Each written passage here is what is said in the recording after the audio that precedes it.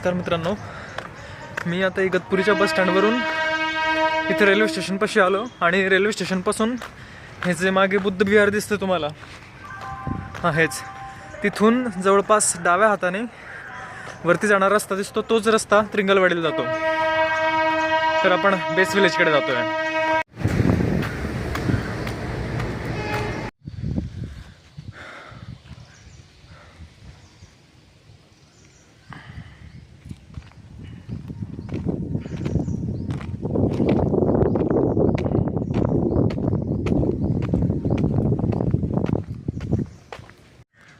गाड्या तर लवकर नाही तिथून, पण बंगले मात्र छान बनवून ठेवलं आहे. हे काहीतरी घोस्ट हाऊस सारखं दिसतं आहे. हॉटेल बंद पडलेलं असावं कदाचित. इंटरेस्टिंग. आता आपण पोचलो होतो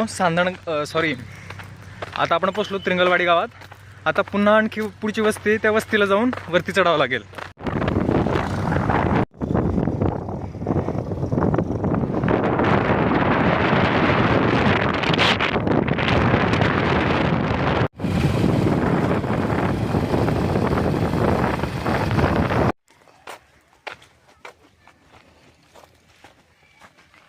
आणि चांगलाच मोठा ट्विस्ट आहे. त्रिंगलवाडी गावापासून सुद्धा आपल्याला एक गावठाण आणि 2-3 वस्त्या म्हणजे बदलावं लागतात, तेव्हा कुठे गडाचा पायथा सुरू होतो. आता ज्या दादाने मला आणलं त्या दादाने मला एक शॉर्टकट सांगितलं, धरणाच्या माथ्यावरून जा म्हणून, आणि तिथून प्रत्येकाला विचारत जायचं आहे, तसं वरती जाता येईल. ठीक आहे. ह्या माझ्या मागच्या डोंगरात ईश्वरदेवाचं एक मंदिरसुद्धा आहे, ते सुद्धा पाण्याचं सारखं ठिकाणी इथं.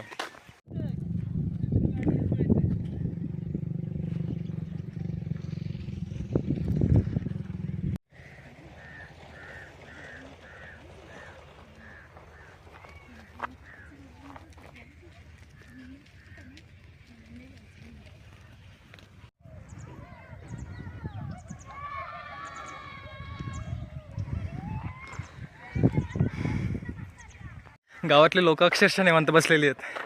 ती पाण्यात पोहणारी मुलं, खेळणारी झेडपीची पोरं आणि कांदे सोलत बसणारे छोटे लोक. फार निवांत गाव आहे.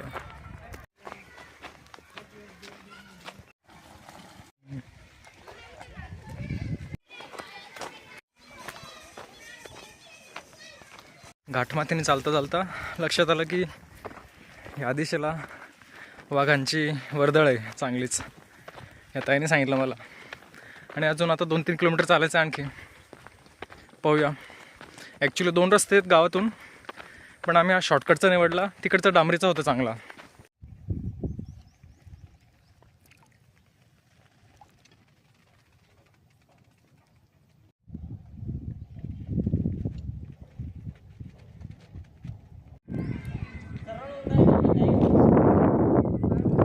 आजीबाईंनी सुके बोंबील वाळायला घातले आणि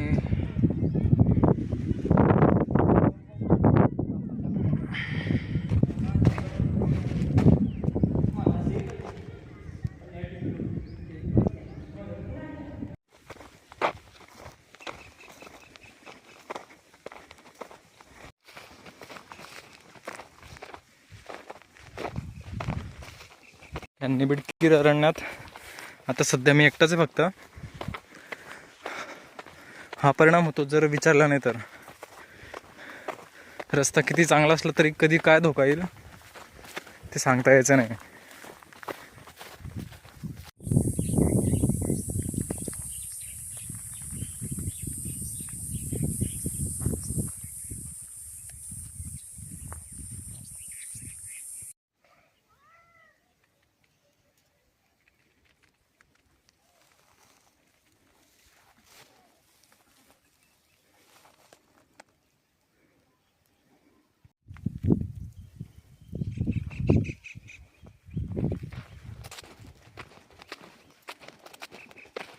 भाऊ हां, मग तेच मी सापांनाच घाबरतो दादा, फक्त बाकी कशालाच नाही.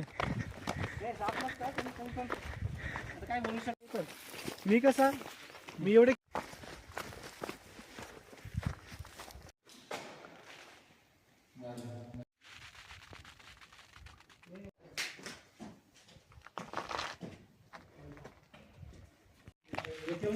हां हां हां. हे असं छोट्या 2-3 गोष्टी.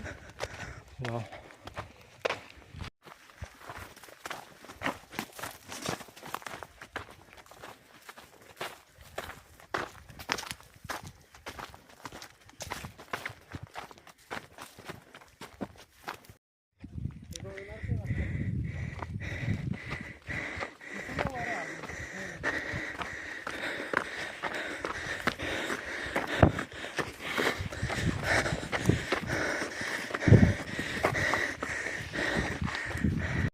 हां, करवंदाचं सीझन नाही ना आता.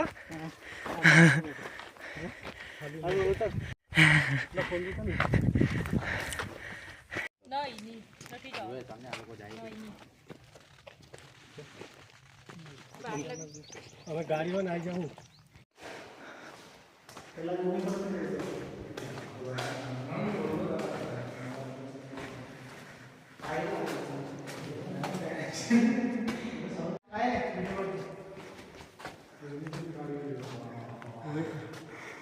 व्हिडिओ नाही, फोटो काढतोय.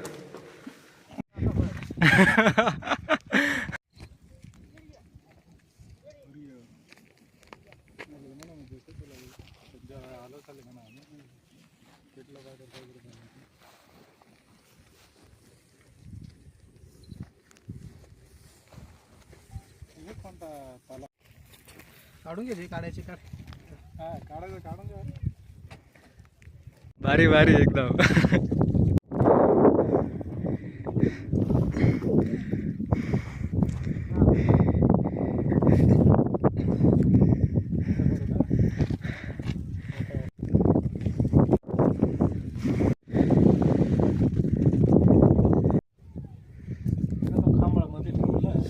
आम्ही सध्या अभ्यास करण्यासाठी थांबले.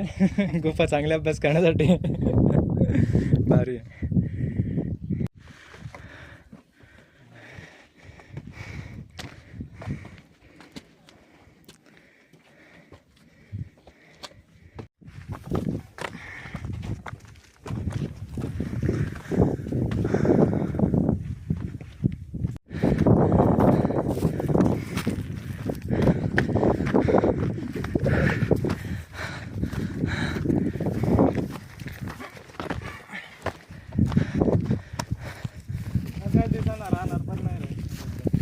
हां,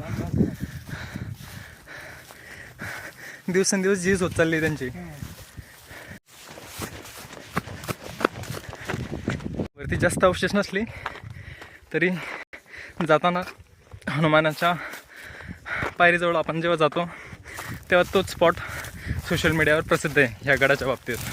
इथे वरती पाण्याचा टाका असावा म्हणून ही व्यवस्था केली सांडपाण्याचा निचरा होण्यासाठी.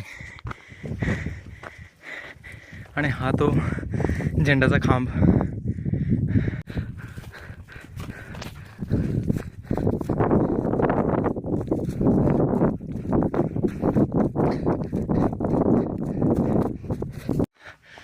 शेवटची स्टॉप आला आता.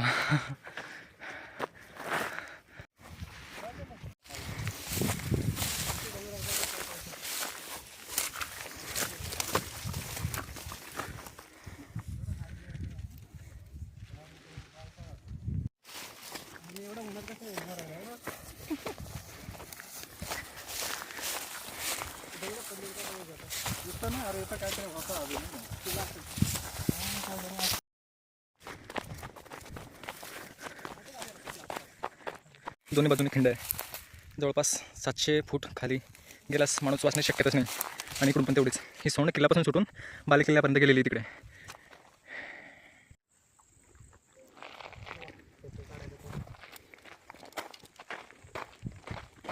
चल पाणी